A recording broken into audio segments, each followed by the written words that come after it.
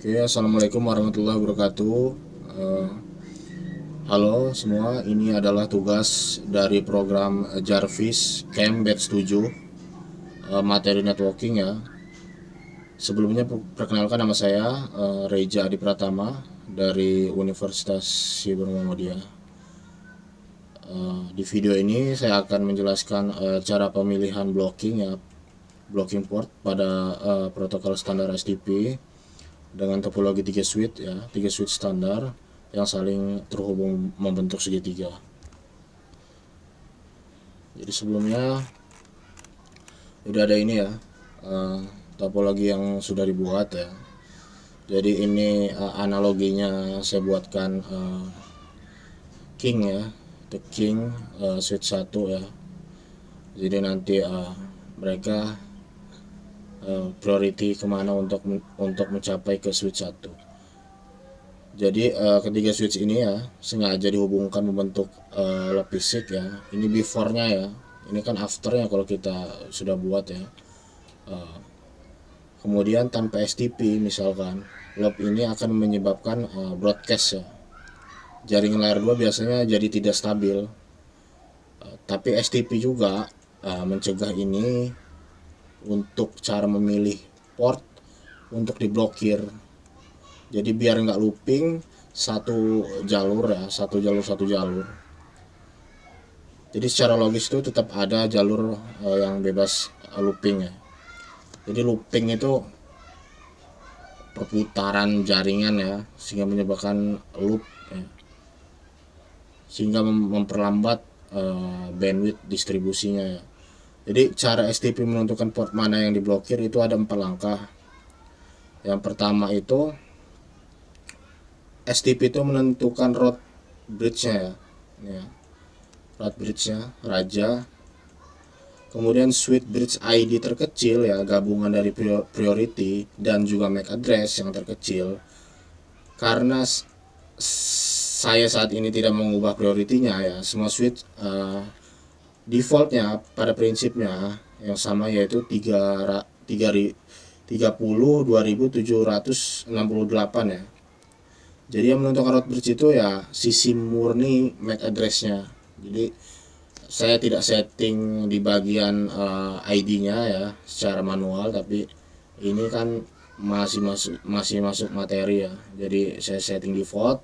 Jadi yang menentukan itu MAC address-nya secara default. Jadi MAC address terkecil. Kemudian saya sudah pakai source spanning tree ya di ketiga switch ini. Jadi route bridge adalah SW1 ya. Di sini ya.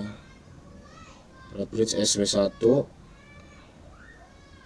Kemudian dengan MAC address 0002 ya, poin 165C 32. Jadi terlihat tulisannya dispute is root ya. Biasanya outputnya itu. Kemudian karena switch ini adalah bridge, otomatis kedua portnya itu berstatus designated port ya, forwarding semua ya. Jadi ke satu tujuan semua ya. Nah kemudian ketiga switch ini juga masing-masing mencari root port ya. Jadi mencari jalan tercepat. Nah yang sebelumnya saya bilang priority tadi ya. Karena semua link ini sama-sama satu jalur ya, sama-sama satu jalur fast ethernet pula ya, dengan cost yang sama ya, yang belum di set, jalur langsung ke route bridge selalu lebih murah dibanding memutar lewat switch satunya seperti lewat sini ya. Jadi keempat ini intinya link yang menghubungkan SW1 dan SW3 secara langsung itu bermasalah karena bukan ke route bridge. Dan kalau dibiarkan dua-duanya aktif, ya akan terjadi loop ya. Jadi STP ini seperti security ya, security bandwidth lah, membandingkan bridge ID SW2 ya dan SW3. SW3 punya MAC sekian, sedangkan SW2 juga punya MAC sekian. Karena MAC-nya SW3 lebih kecil, SW3 menang jadi designated port di link itu misalkan. Sementara port FA02 di SW2 biasanya statusnya itu alternatif dan diblokir. Nah ini terlihat di sini ya, spanning to di SP2 ya rule-nya dengan status BLX ini blok. Simple. Jadi kesimpulannya blocking port ini bukan dipilih sembarangan ya. Dia hasil dari perbandingan bridge ID secara bertahap, mulai dari penentuan root bridge, lalu root port, kemudian di tiap switch juga sampai akhirnya designated port di link yang tersisa.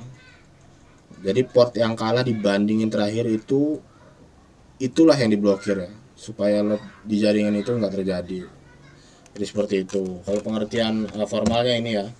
Jadi spanning tree protokol ya, protokol R2 ya, jaringan Ethernet yang mencegah terjadinya loop ya, yang memiliki jalur cadangan di switch ya. Jadi loop ini pengertiannya looping ya, berputar-putar terus ya, tidak henti di dalam jaringan ya, dalam skema tadi ya, segitiga tadi dengan jalur yang banyak, yang jalur cadangan tadi itu, yang di blok tadi itu, yang menyebabkan looping, memiliki titik akhir yang jelas ya.